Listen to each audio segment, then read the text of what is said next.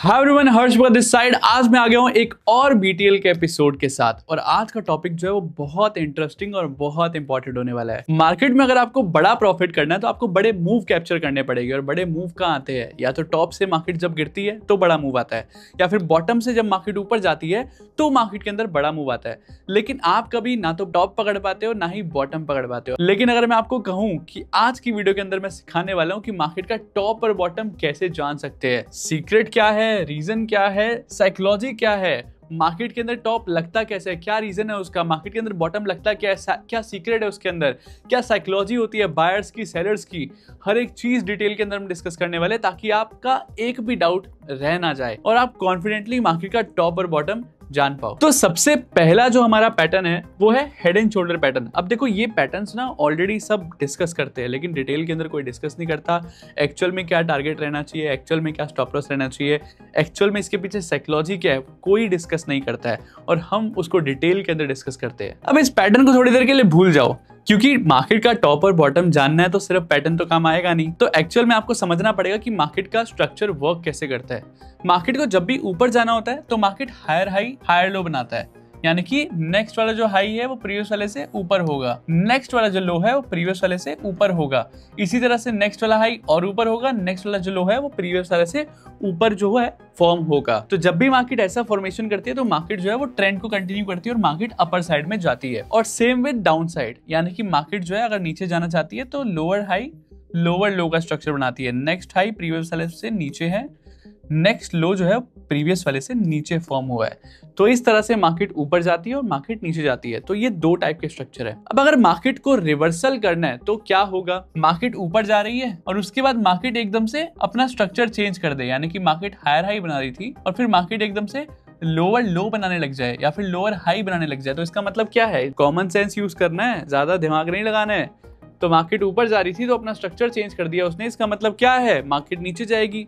अगर आप ध्यान से देखो तो ये पैटर्न क्या है? यही तो है, राइट? आपको इतना सब कुछ दिखाया जाता है मार्केट के अंदर कि ये पैटर्न वो पैटर्न। अरे पैटर्न कुछ नहीं होता है, पैटर्न नहीं होता, उसके पीछे स्ट्रक्चर क्या है, साइकोलॉजी क्या है, बिहेवियर क्या है, ये इंपॉर्टेंट होता है। इसी वजह से ना तो आपके कोई चार्ट पैटर्न वर्क करते हैं और एक्चुअल में चार्ट पैटर्न बनता कहाँ है वो भी बताऊंगा, रीजन कौन सा हेड एंड शोल्डर एक्चुअल में वैलिड है वो भी बताऊंगा। सारे हेड एंड शोल्डर वैलिड नहीं होते हैं, कौन सा वैलिड है वो भी बताऊंगा आज की वीडियो के अंदर।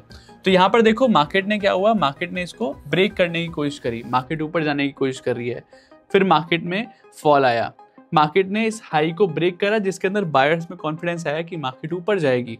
और जब सारे बायर्स को कॉन्फिडेंस आ गया, यहाँ पर स्मार्ट मनी जो है, बड़े प्लेयर्स जो है वो एग्जिट करते हैं और मार्केट को नीचे लेकर आते हैं।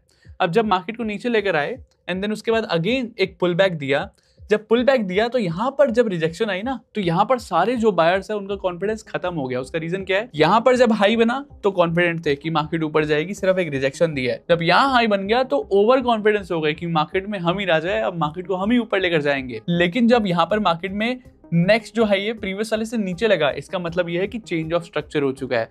अब यहाँ पर जितने बायर्स हैं उनका कॉन्फिडेंस डाउन हो चुका है। अब यहाँ पर स्मार्ट मनी ने एग्जिट भी कर दिया और यहाँ पर सेलर्स जो है वो एक्टिव हो चुके हैं, एग्रेसिव हो चुके हैं, क्योंकि जो नेक्स्ट हाई है वो प्रीवियस वाले से नीचे बन चुका है।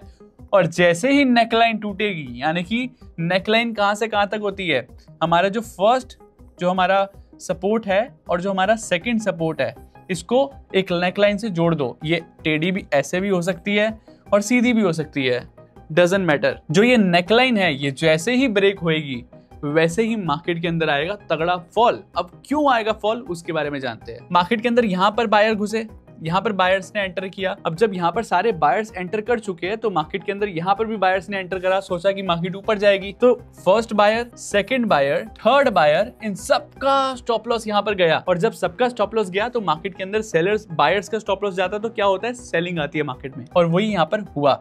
मार्केट के अंदर तगड़ी सेलिंग आई और इसी वजह से मार्केट ने अपना चेंज ऑफ स्ट्रक्चर करा और मार्केट डाउन साइड गई। अब यहाँ पर सबसे इंपॉर्टेंट पॉइंट्स कौन से है वो ध्यान से देखना। हेड एंड शोल्डर बहुत सारे बनते हैं, बनने के पीछे एक रीजन होता है। रीजन क्या होना चाहिए, कहां बनना चाहिए, क्या आपको ऐसे पॉइंट्स देखने हैं जो आपको बताएगा कि हेड एंड शोल्डर एक्चुअल में बना है या फिर आपका ये फेक हेड एंड शोल्डर है। सबसे पहले हेड एंड शोल्डर जब भी बनेगा तो मार्केट में फर्स्ट जो पॉइंट है वो होना चाहिए ट्रेंड। मार्केट में ट्रेंड होना चाहिए, यानी कि बिना ट्रेंड के ऐसा नहीं है कि मार्केट में मार्केट ऐसे ऐसे रेंज में थी और एकदम से हेड एंड शोल्डर बनाया और उसके बाद गिरे। तो भाई वो फेक हो जाएगा और मार्केट ऊपर चली जाएगी, क्योंकि मार्केट बॉटम पे हेड एंड शोल्डर बना रही है, वो भी सेल साइड का, तो फिर क्या फर्क पड़ता है उससे। मार्केट ऊपर गई, फिर उसके बाद ही तो चेंज ऑफ स्ट्रक्चर करके नीचे गिरेगी ना, नीचे से नीचे थोड़ी ना जाएगी, राइट। तो थोड़ा सा कॉमन सेंस है। लोग क्या सोचते हैं, नीचे ढूंढने की कोशिश करते हैं, तो ऐसा नहीं है। तो ये पहला पॉइंट हो गया, ट्रेंड होना चाहिए हमेशा जब भी ये बने। दूसरा पॉइंट क्या हो गया, वॉल्यूम एट पीक जो है वो लेस होनी चाहिए, ठीक है, लेस। इसका मतलब क्या है, जब भी मार्केट यहाँ पर पीक बनाएगी ना, यानी कि फर्स्ट पीक ये हो गया, सेकंड पीक ये हो गया, थर्ड पीक ये हो गया, तो पीक मतलब टॉप बेसिकली। तो मार्केट जब भी टॉप बनाएगी तो यहाँ पर जो वॉल्यूम है वो कम हो जाएगी, और जब भी मार्केट अपना नेकलाइन को ब्रेक करेगी तो मार्केट जो है वो बढ़ जाएगी। इसका मतलब क्या है, थोड़ा साइकोलॉजी समझते हैं। यहाँ पर वॉल्यूम कम होने का मतलब ये है, बायर्स जो है वो वीक हो चुके हैं। यहाँ पर वॉल्यूम कम होने का मतलब बायर्स और वीक हो चुके हैं। यहाँ पर मतलब क्या है, बायर्स वीक हो चुके हैं और सेलर्स जो है वो एक्टिव हो रहे हैं। सेलिंग की जो वॉल्यूम है वो बढ़ रही है। इसका मतलब ये है कि बायर्स अपने वीक हो रहे हैं और सेलर्स जो है मोर एग्रेसिव हो रहे हैं। और जब यहाँ पर ये नेकलाइन ब्रेक हो जाएगी, सारे बायर्स का कॉन्फिडेंस खत्म।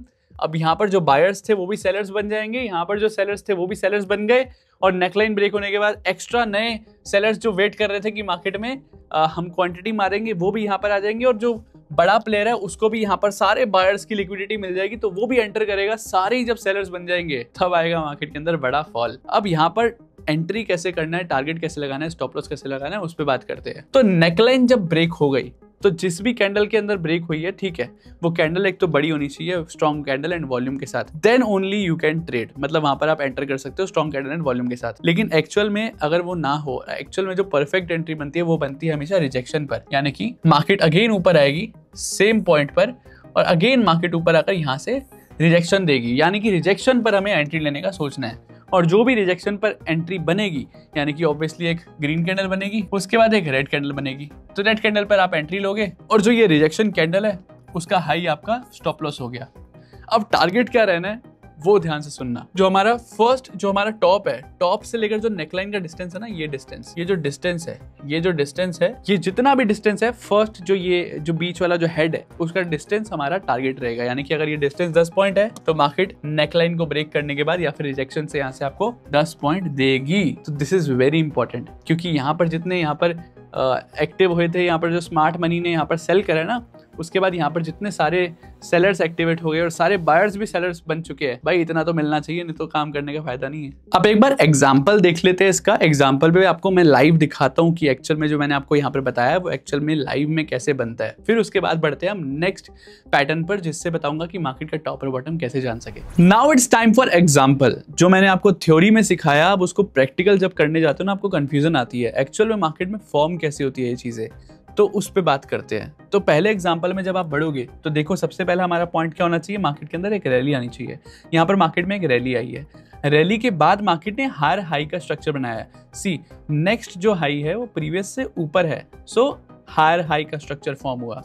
तो जब भी मार्केट को ऊपर जाना होता है तो market higher high higher low का स्ट्रक्चर बनाती है, और जब मार्केट को रिवर्स होना होता है तो अपना सबसे पहले जो मार्केट है वो अपना स्ट्रक्चर चेंज करती है। और यहाँ पर भी वही हुआ। ये पैटर्न्स भी कुछ नहीं है, ये स्ट्रक्चर ही है। मार्केट का बिहेवियर, स्ट्रक्चर, साइकोलॉजी के ऊपर ही बने हैं सारे पैटर्न्स। तो मार्केट जब स्ट्रक्चर चेंज करेगी तभी मार्केट के अंदर रिवर्सल आता है। मार्केट ने हायर हाई बनाया, उसके बाद मार्केट ने लोअर हाई बनाया, यानी कि नेक्स्ट जो हाई है वो प्रीवियस वाले से नीचे है। अब एक कॉमन सेंस की बात करते हैं। अगर मार्केट एक्चुअल में बायर स्ट्रॉन्ग है तो मार्केट ने नेक्स्ट हाई जो है प्रीवियस से नीचे कैसे बनाया? अगर उसने नीचे बनाया, इसका मतलब क्या है? इसका इंडिकेशन सिर्फ इतना जा रहा है कि बायर्स जो है वो वीक हो चुके हैं, राइट। तो यहाँ पर क्या है, यहाँ पर जो बायर्स है वो वीक हो चुके हैं, यानी कि इतने वीक हो चुके हैं कि पहले वाले हाई से भी नीचे क्लोज हुए हैं। तो यहाँ पर देखो आप, इस तरह से मार्केट ने अपना स्ट्रक्चर चेंज करा है। पहले हायर हाई था, अब लोअर हाई है, और उसके बाद जब मार्केट ने अपनी नेक लाइन को ब्रेक कर दिया, उसके बाद तो फॉल आना स्वाभाविक है। और टारगेट कितना रह सकता है? ये रहा हेड, ये रहा नेकलाइन, जितना हमारा डिस्टेंस है उतना मार्केट ने टारगेट दिया। स्टॉप लॉस कहाँ रह सकता है? हमारा यहाँ पर जो राइट शोल्डर है वो हमारा स्टॉप लॉस रह सकता है। उसके बाद अगर मान लो ये ज्यादा लग रहा है तो मार्केट में रिजेक्शन आएगी तो वो हमारा स्टॉप लॉस रह सकता है। मार्केट के अंदर अब आपको ट्रेड कहाँ लेना है? अब ट्रेड कहाँ लेना है वो बड़ा इंपॉर्टेंट है। मार्केट ये नेकलाइन को ब्रेक करेगी स्ट्रॉन्ग कैंडल एंड वॉल्यूम के साथ, तब आपको ट्रेड लेने का सोचना है। एग्जैक्टली वहां पर लोगे, उससे बेटर, सबसे बेटर जो अपॉर्चुनिटी मिलती है वो मिलती है रिजेक्शन पर। देखो मार्केट आई रिजेक्शन लेने, एंड देन उसके बाद जो मार्केट ट्रेड देगी ना, जो मार्केट मूव देगी, वो सबसे ज्यादा होगा। तो यहाँ पर देखोगे एक्चुअल में मार्केट ने तगड़ा मूव दिया इसके बाद आफ्टर द रिजेक्शन। तो रिजेक्शन वाला जो पॉइंट है वो सबसे स्ट्रॉन्ग होता है। क्यों स्ट्रॉन्ग होता है? यहाँ पर जितने बायर्स थे उन सबका स्टॉप लॉस गया, उसके बाद यहाँ पर जितने सेलर्स थे उन सबका स्टॉप लॉस गया, उसके बाद यहाँ पर जितने बायर्स आए थे उन सबका स्टॉप लॉस गया, यानी कि जितने बायर्स यहाँ पर नीचे इकट्ठा थे उन सबका स्टॉप लॉस गया। क्योंकि यहाँ पर सबका स्टॉप लॉस गया और बड़े प्लेयर ने भी यहीं पर सेल करा है, तो उस वजह से यहाँ पर अगर मार्केट वापस आती है तो मार्केट में तगड़ा फॉल आएगा और उसी वजह से मार्केट में यहाँ पर गिरी भी है। Let's come to the second example. यहाँ पर देखो मार्केट ने एक फॉल दिया, मार्केट ने अपना यहाँ पर लोअर लो का स्ट्रक्चर बनाया, लोअर लो के बाद मार्केट ने हायर लो का स्ट्रक्चर बनाया। तो सबसे पहले मार्केट ने क्या करा? अपना स्ट्रक्चर को चेंज किया। अब देखो बाकी सब आपको चार्ट पैटर्न सिखाते हैं, मैं आपको सिखा रहा हूँ चार्ट पैटर्न बनते कैसे है। This is nothing but change of structure. तो मार्केट जब अपना स्ट्रक्चर चेंज करती है तब मार्केट के अंदर रिवर्सल आता है। जस्ट चेक दिस, मार्केट ने पहले हमारा यहाँ पर क्या बना रही थी? लोअर लो बना रही थी, यानी कि नेक्स्ट लो जो है वो प्रीवियस वाले से नीचे क्लोज हुआ है। अब जो नेक्स्ट लो है वो प्रीवियस वाले से ऊपर क्लोज हुआ है, तो दैट मींस मार्केट ने अपना स्ट्रक्चर जो है वो चेंज कर दिया है। यानी कि मार्केट ने अगर अपना स्ट्रक्चर चेंज कर दिया और अपना ये हाई नेक को ब्रेक करा तो उसके बाद आएगा तगड़ा मूव। और एज आई टोल्ड यू कि मार्केट के अंदर जो सबसे तगड़ा जो हमारा बाइंग और एंट्री पॉइंट बनता है वो बनता है रिजेक्शन। देखो मार्केट आई रिजेक्शन, और रिजेक्शन के बाद जो मूव आएगा वो एक्सेप्शनल होगा। एक्सेप्शनल मींस बहुत तगड़ा मूव आएगा, और यहाँ पर जितना हमारा हेड से लेकर नेकलाइन तक का डिस्टेंस था उतना हमारा मार्केट ने टारगेट यहाँ पर दिया है। आई होप आपको बहुत मजा आया होगा और थोड़ा सा डीप डाउन जाओगे ना चीजों में और ज्यादा मजा आएगा। अभी जाना नहीं है, अभी एक और बहुत इंपॉर्टेंट बहुत स्ट्रॉन्ग पैटर्न है जो one of my favourite pattern है, मैं आपको बताऊंगा उसकी साइकोलॉजी, तो और मजा आएगा। Let's focus on that. अब बात करते हैं मेरे वन ऑफ द फेवरेट और मोस्ट इंपॉर्टेंट और स्ट्रॉन्गेस्ट पैटर्न जो आपको बताएगा एक्चुअल में मार्केट में जब भी मार्केट में रिवर्सल आया तो ये आपको पैटर्न दिखेगा ही दिखेगा। हेड एंड शोल्डर बहुत कम बनता है, बाकी पैटर्न बहुत कम बनते हैं, ये आपको आए दिन बनते हुए दिखेगा। और जब भी मार्केट में टॉप आएगा या बॉटम आएगा, आप जाकर चेक कर लो, निफ्टी देख लो, बैंक निफ्टी देख लो, ये आपको मिलेगा ही मिलेगा। तो इतना स्ट्रांग है, तो इसलिए ध्यान से समझना, और जितना स्ट्रांग है उतना ही ये इंपॉर्टेंट है। डिटेल के अंदर समझाऊंगा तो आपको एक्चुअल में इसका मीनिंग समझ आएगा। जो आपको लग रहा है ना बस एक एम है, एम के पीछे बहुत बड़ा माया जाल है, तो क्या माया जाल है उसको समझते हैं। तो ये दो रूल मैंने आपके लिए लिखे हैं, नेकलाइन और पुल बैक। अब इसका मतलब क्या, और ये सबसे इंपॉर्टेंट है, इसके बिना ये पैटर्न बेकार है। तो अब समझते हैं इसकी साइकोलॉजी। ये पैटर्न बनता कैसे है? मार्केट के अंदर दो top type M type structure बनता है, ठीक है? एम जैसा लग रहा है ना, एम मार्केट एम बना रही है, राइट?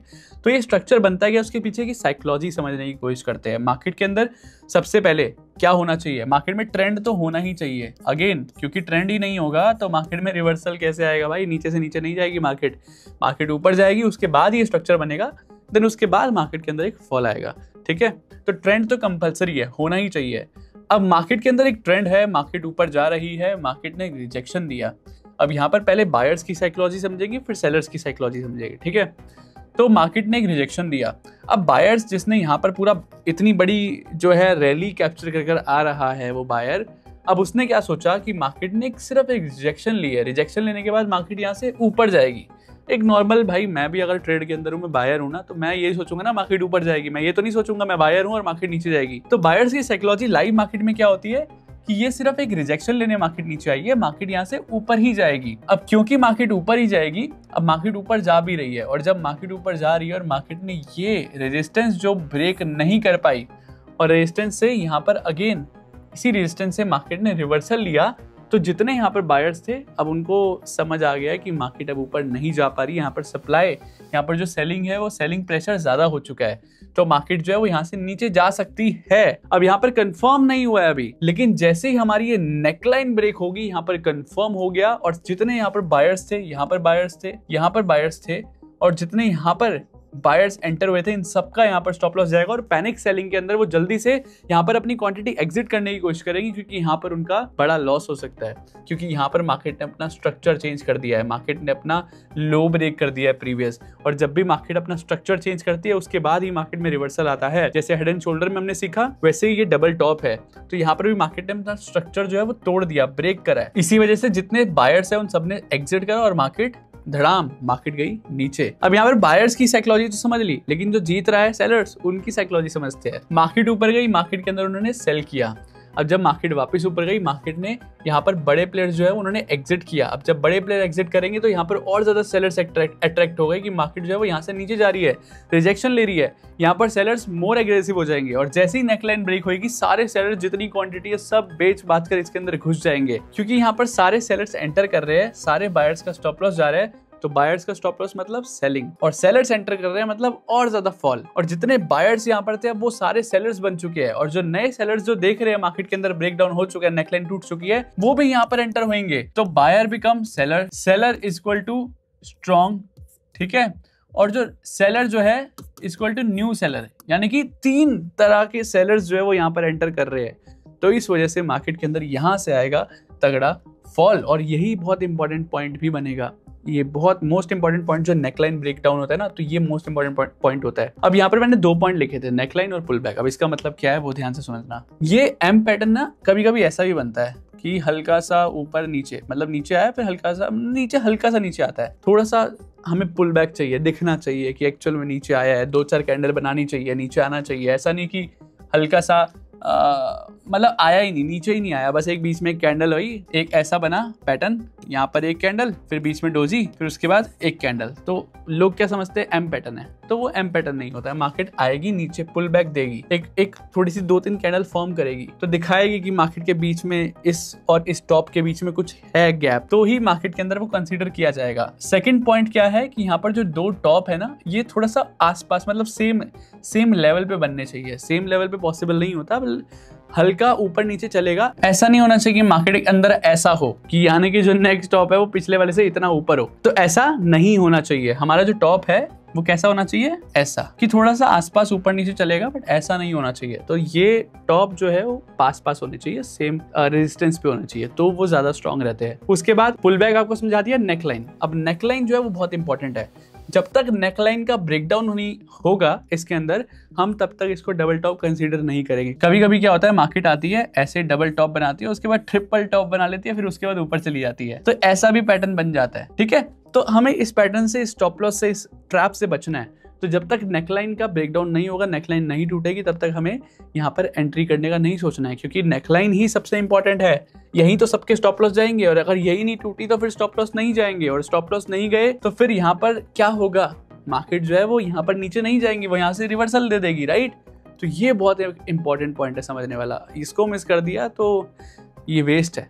ठीक है, अब इसके अंदर एंट्री कैसे लेना है और स्टॉप लॉस कैसे लेना है, अब वो उस पे बात कर लेते हैं। नेकलाइन ब्रेकडाउन हुआ, अब नेकलाइन जब ब्रेकडाउन हो रहा है ना, स्ट्रॉन्ग कैंडल एंड वॉल्यूम होनी चाहिए उसके साथ। वॉल्यूम जो है लोग मिस कर देते हैं, तो उस वजह से उनका स्टॉप लॉस जाता है। तो वॉल्यूम नहीं है, एंट्री नहीं लेनी। तो वॉल्यूम के साथ स्ट्रॉन्ग कैंडल जो है वो ब्रेकडाउन करेगी, तो उसके बाद ही हम यहाँ पर एंट्री लेने का सोचेंगे। अब यहाँ पर ना 3 एंट्री बनती है। पहली एंट्री कौन सी होगी, मार्केट ने यहाँ पर ब्रेकडाउन दिया, तो यहाँ पर सेम कैंडल के अंदर आप कैंडल क्लोजिंग के नीचे आप एंट्री लोगे, और हाई जो है हमारा लास्ट स्विंग हाई, यानी कि लास्ट स्विंग हाई है, मतलब ऐसा नीचे सीधा नहीं जाती मार्केट, ऊपर नीचे, फिर उसके बाद तोड़ती है, राइट। तो लास्ट जो हाई बनेगा यहाँ पर आसपास, वही हमारा स्टॉप लॉस रहेगा। तो पहली कंडीशन है ये, ठीक है। जो दूसरी कंडीशन है वो बहुत इंपॉर्टेंट है, और जो बहुत परफेक्ट मैं मानता हूँ हमेशा, ठीक है। तो वो क्या है कि मार्केट नीचे आएगी, उसके बाद मार्केट एक रीटेस्ट करने आएगी। जो रीटेस्ट करने मार्केट आएगी ना यहाँ पर, उसके बाद जब यहाँ पर एक कैंडल बनेगी रेड साइड की, उसके बाद हमें यहाँ पर इसमें एंट्री लेने का सोचना है। स्टॉप लॉस क्या होगा, इसके अंदर स्टॉप लॉस छोटा हो जाता है, क्योंकि रिटेस्ट पे हम एंट्री ले रहे हैं ना। तो यहाँ पर जब मार्केट आई है, तो यहाँ पर हमारा स्टॉप लॉस क्या हो गया, यही इसी का हाई,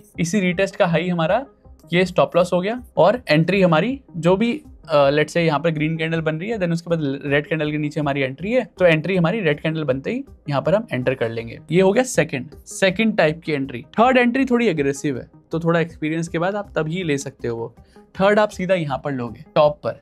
सेकंड जो टॉप बनेगा यहाँ पर, जब रेड कैंडल बन जाएगी, या फिर एक अच्छा हमारा H1 या H2 या फिर H4 कैंडल बनेगी, जो आपको सिखाई हुई ऑलरेडी, टॉप पर बन जाएगी सेकंड टॉप पर, तो वहां पर भी आप एंट्री लेने का सोच सकते हो। अब उसके अंदर स्टॉप लॉस क्या रहेगा, क्योंकि हाई के ऊपर तो कुछ है नहीं, तो हाई के ऊपर वो हाई ही स्टॉप लॉस रहेगा। अब टारगेट क्या रहेगा उस पर बात करते हैं। यहाँ पर जो हमारा टारगेट रहेगा, ये ब्रेकडाउन के बाद जो हमारा टारगेट रहेगा वो रहेगा जितना हमारा ये टॉप है ना, ये टॉप जितना है, यानी कि फर्स्ट टॉप मान लो, तो जो फर्स्ट हमारा ये फर्स्ट से लेकर ये सेकंड टॉप तक का डिस्टेंस, एंड देन उसके बाद जो हाइट है, तो ये जो हाइट है ना, ये टॉप से लेकर नीचे तक की नेक लाइन तक की हाइट, ये हमारा मार्केट अगर लेट्स से अगर ये 10 पॉइंट है ना, तो ये मार्केट ब्रेकडाउन के बाद 10 पॉइंट देगी ही देगी, क्योंकि मार्केट के अंदर सेलर्स एक्टिवेट हो गए, सारे बायर्स सब सेलर्स हो चुके हैं, मार्केट तो इससे ज्यादा ही देगी। ये तो मैं फिर भी आपको मिनिमम बता रहा हूँ कि इतना तो मिलना ही चाहिए, नहीं तो फायदा नहीं है काम करने का। इसके अंदर क्या टारगेट रह सकता है, क्योंकि मार्केट के अंदर ये नेकलाइन को मार्केट फॉलो करेगी, तो यहाँ तक का तो टारगेट फर्स्ट टारगेट, उसके बाद अगर ब्रेकडाउन हो गया तो ब्रेकडाउन के बाद हमारा